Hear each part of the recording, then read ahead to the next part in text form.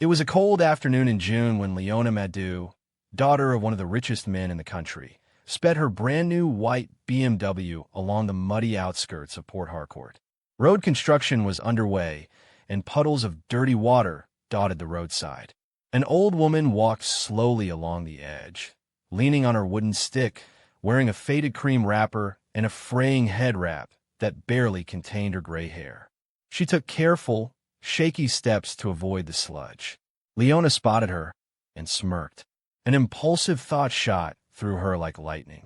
She pressed the gas pedal hard, veering toward a large puddle right beside the woman. The tires sliced through the water. Splash! A wave of foul, muddy water leapt into the air and drenched the old woman from head to toe. She froze, dripping and stunned. Her once clean wrapper clung to her body, now brown and slick with mud. Leona hit the brakes a few meters away and looked in her rearview mirror. What she saw made her laugh until her sides ached. "Look at you now," she shouted from her car window, giggling. "Maybe next time you'll know not to walk where rich people drive." The old woman stood still, water dripping from her chin. Her lips trembled, but she said nothing. Her sad eyes met Leona's, and for a split second, something stirred in Leona's chest. Then she crushed it with more laughter.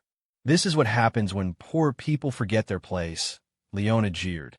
She pulled out her phone, recorded a shaky video of the old woman's soaked frame, and grinned. "My friends will die laughing when they see this." Passers-by saw what had happened, but no one said a word. Everyone in the city knew who she was, the only daughter of Magnus Madu, the oil baron whose name opened doors and silenced protests. The old woman slowly bent down to pick up her walking stick, which had slipped into the mud. She didn't speak. She just looked at Leona one more time, quiet, sorrowful, and turned away.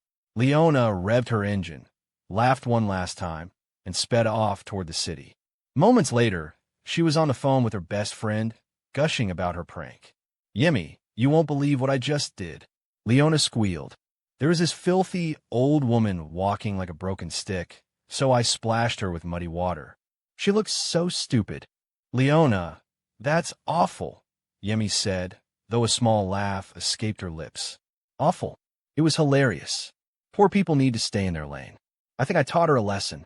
That evening, after a luxurious shopping spree and lunch with her wealthy friends, Leona returned to her father's mansion.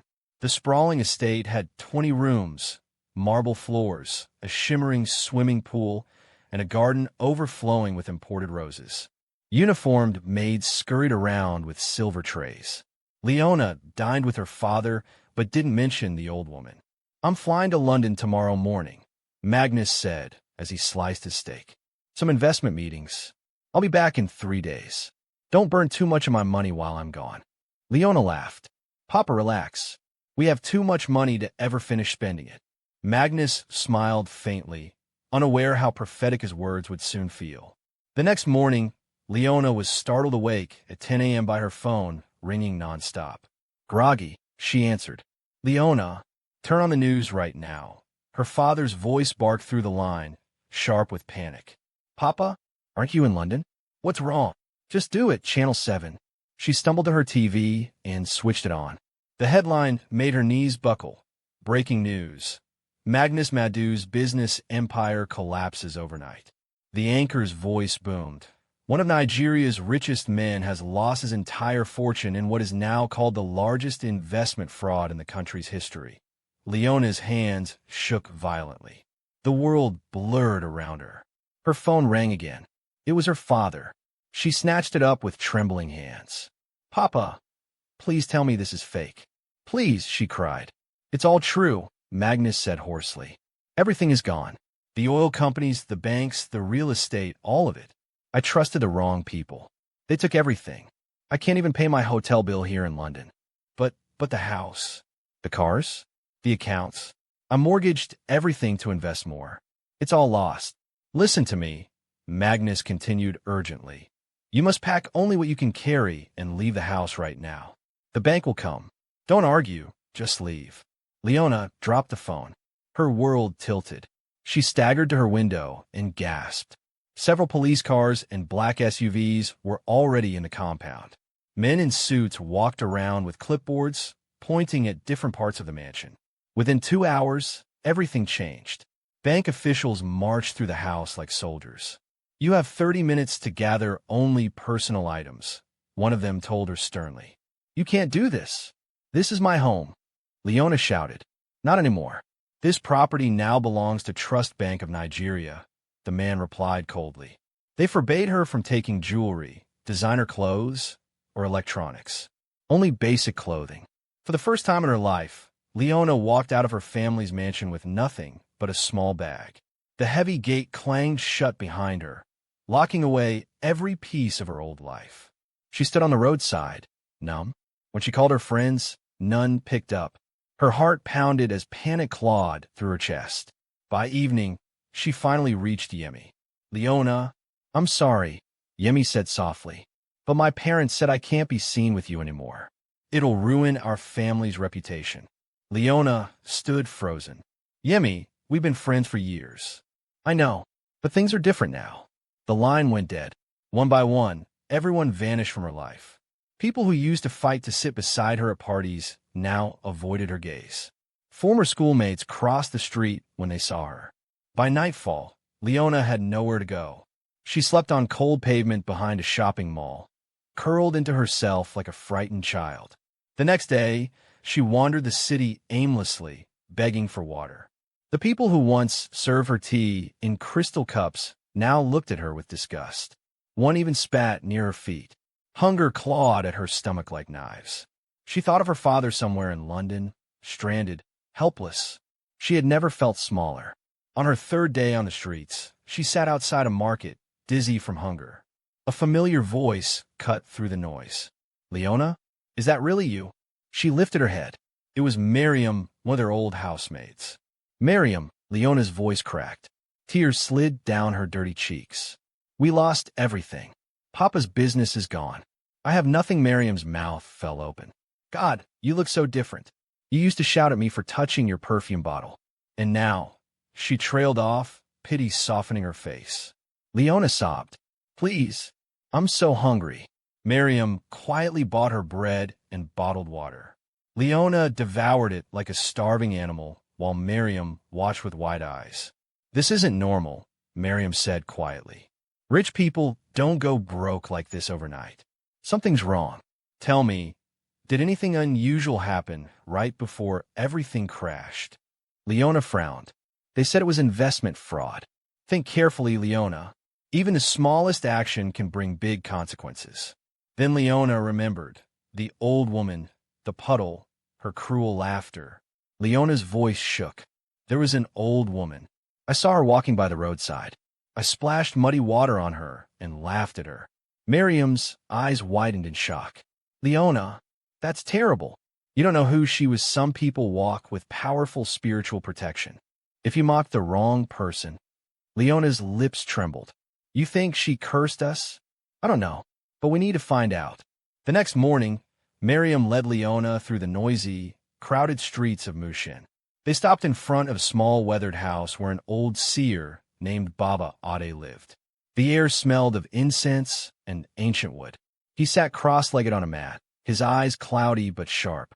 He stared at Leona without speaking for a long, unnerving moment. Finally, Baba Ade spoke. "There is darkness all around you." Leona shivered. "Darkness?" "Yes. A powerful curse has wrapped itself around your bloodline like chains." Leona's breath hitched. "A curse? Because of the old woman?" "She was no ordinary woman," Baba Ade said gravely. "She walks with ancient spirits. The gods are angry with you." "But I didn't kill her," Leona cried. "I only splashed water. It was just a joke." "Sometimes," Baba Ade replied, "the greatest sins are how we treat the weakest people."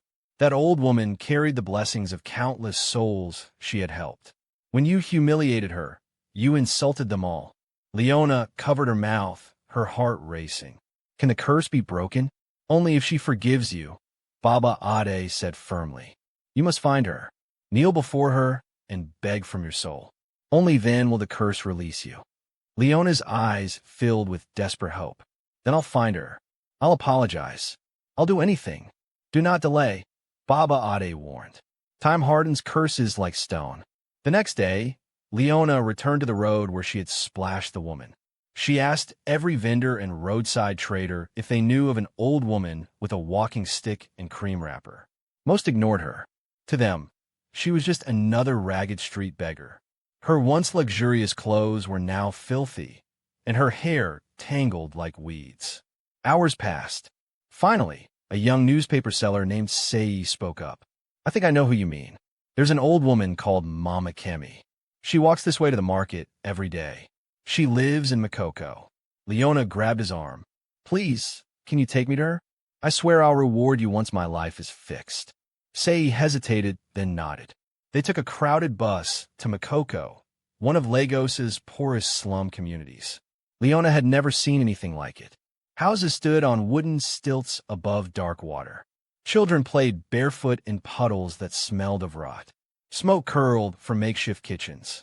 Leona's stomach turned. She had never imagined people could live like this. This is your first time here, isn't it? Sei said quietly as they wove through narrow planks and broken paths. Yes, Leona whispered. This is where the forgotten live, he said. They turned a corner and found a group of people gathered outside a small hut. Women wept softly. Men spoke in hushed tones. Sei approached one of the women. What's going on? The woman wiped her eyes. Mama Kemi passed away last night. She was a good soul. Always helped everyone, even though she had nothing. Leona's heart froze. No, she can't be dead, she gasped. I need to speak to her. Please. The people stared at her in confusion as she broke down sobbing. Did you know her? One of the mourners asked suspiciously. Leona opened her mouth, but Sei quickly stepped forward. She's not well, he murmured. Sorry for disturbing you.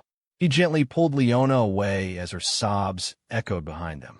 Once they were far enough, she clutched his arm desperately. She's dead. Sei, she's really dead. I needed her forgiveness. Sei's eyes softened with pity. I'm sorry. They returned to Baba Ade's hut in silence. The seer listened as Leona told him what had happened, her voice shaking. When she finished, he closed his eyes, breathing deeply as if listening to voices no one else could hear. Finally, he opened them and shook his head slowly.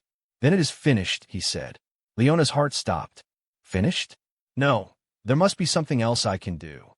There is nothing, Baba Ade said firmly. Only the one who was wronged can remove a curse. And she has joined the ancestors. Please, there must be another way. Leona cried, falling to her knees. I'll give offerings, I'll fast, I'll pray. The spirits will not hear you, Baba Ade interrupted. She died with the memory of your cruelty fresh in her heart. The chains are locked now. Your family's wealth is gone forever. Leona buried her face in her hands and wept. The hope she had carried like a fragile flame was snuffed out. Darkness wrapped around her chest until she could barely breathe. You will live, Baba Ade continued, but you will live as the ones you once mocked. You will know what it means to be invisible, to be hungry, to be cast aside. This is the price of cruelty. Leona's body shook with silent screams. Sei watched her, his eyes filled with something like sorrow and maybe, just maybe, justice. Months passed. Magnus returned from London, a broken shell of the man he once was. His suits were gone. His voice was quiet, his eyes dim. He found his daughter huddled near an abandoned building, thin and barefoot. She burst into tears when she saw him. They clung to each other like shipwreck survivors. They became shadows drifting through the city. They begged for coins at markets, slept under torn plastic sheets, and scavenged leftover bread from trash bins. The same people who once bowed before them now passed without a glance. Some even crossed the street to avoid them as if poverty was contagious. Leona learned how it felt to go to sleep with an empty stomach. She learned how it felt when security guards chased her from shops where she once spent millions. She learned how it felt to hear people laugh at her torn clothes. Each humiliation carved deep into her soul like a blade. One cold night, she and Magnus sat behind an abandoned bakery, sharing a single piece of stale bread they had begged for. The moonlight caught her gaunt face as she whispered, "Papa, I'm sorry. This is all my fault. Magnus looked at her gently. What do you mean? I cursed us, she sobbed. Leona told him everything. The muddy water, the old woman, the seer's words, the curse. Magnus listened in silence, his face unreadable. When she finished, he stared at the ground for a long time. I always taught you we were better than others, because of our money, he said quietly. I was wrong. Money doesn't make us better. How we treat others does. Leona's eyes glistened with tears. But now it's too late, she whispered. The seer said nothing can break it. Maybe this is the lesson we needed, Magnus replied softly. We thought wealth made us gods. Maybe we had to lose everything to find our humanity again. Leona buried her face in his chest, crying like a child. From that night on, they stopped hoping for miracles. They learned to survive one day at a time. Sometimes they made enough to buy a plate of rice. Sometimes they went to bed shivering with empty stomachs. But slowly, their arrogance melted away, replaced by something strange and unfamiliar, humility. Word spread around Lagos about the once golden Madu family, now living on the streets. Some people pitied them, offering scraps of food. Others mocked them, whispering cruel jokes. A few simply pretended not to see them at all. Leona tried to ignore the stares, but every look felt like a blade one afternoon. A group of her former schoolmates passed by. They stared at her tattered clothes, then burst into laughter. Is that really Leona Madu? The girl who used to wear gold shoes to class. Leona said nothing. She just lowered her head. Magnus put an arm around her thin shoulders and guided her away gently. At night, when the world was quiet and the city lights glimmered like distant stars, Leona often thought of Mama Kemi. She saw again the old woman's sad, gentle eyes as the dirty water drenched her. She remembered how Mama Kemi had simply picked up her stick and walked away with dignity, saying nothing. That dignity haunted Leona. It was something she had never understood. Strength without pride, grace without wealth. Now she realized it was the one thing she had never possessed, and the one thing she could never steal or buy. Mama Kemi had walked away rich in spirit, while Leona had been hollow all along. As months turned to years, Magnus grew frail. He no longer spoke of rebuilding fortunes or reclaiming lost companies. He only spoke of small things, finding clean water, getting a blanket, keeping dry during the rains. Leona became his protector, guiding him through the streets the way he once guided her through life. One evening, as they sat by the lagoon, watching the orange sun sink into the water, Magnus sighed. "Do you hate me?" he asked quietly. Leona frowned.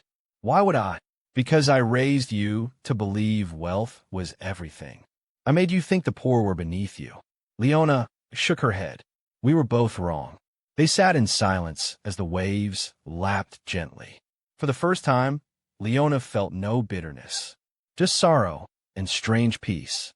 The curse had destroyed their riches, but it had also stripped away their pride. What remained was painful, but real. They were no longer kings. They were simply human. Some nights, she dreamed of Mama Kemi. In her dreams, the old woman smiled at her and walked away down a golden path, her steps light and sure. Leona would call out, begging for forgiveness, but Mama Kemi never turned back. She always walked on, her head high, glowing in the light. Leona would wake up trembling. She always felt that Mama Kemi's silence was the answer. Forgiveness would never come. And so, she accepted it. Some mistakes could not be undone. Some wounds never healed. All she could do now was live each day without cruelty, no matter how small. She began quietly helping other homeless people. If she found leftover food, she shared it. If someone was sick, she walked miles to find medicine. She never told anyone her name. Most didn't recognize her anymore. She was just another thin woman in torn clothes, moving quietly like a shadow. Magnus watched her with quiet pride.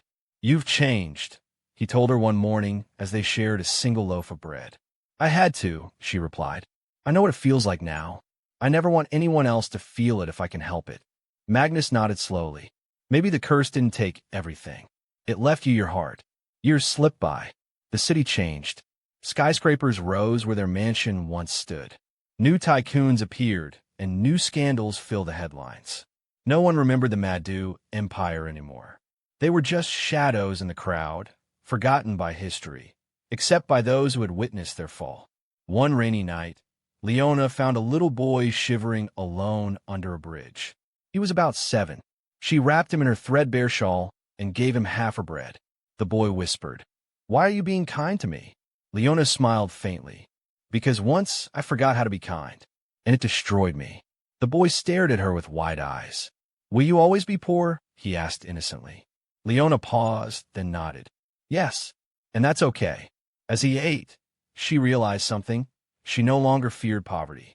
It had taken everything from her, but it had also freed her from the prison of pride. By the time the boy fell asleep, curled against her shoulder, Leona finally understood what Mama Kemi had tried to teach her without words. Dignity isn't wealth. It's how you carry your soul when the world tries to break it. Mama Kemi had carried hers like a crown, even in rags. Leona knew she would carry her shame forever. But she also knew she would carry compassion now, too. The curse had sealed her fate, but it had also carved her heart open. She would live the rest of her days quietly, humbly, choosing kindness over pride every single time. And though the world never forgave her, she forgave herself, not for what she had done, but for who she had been. The arrogant girl who mocked the weak was gone forever. In her place was a woman who knew the price of cruelty and who would never pay it again. Moral of the story: never look down on anyone. Never mock the weak, because the tables can turn in an instant. Treat every soul with respect, whether they are rich or poor. The person you despise today may hold the key to your future tomorrow. Wickedness always finds its way back to those who practice it.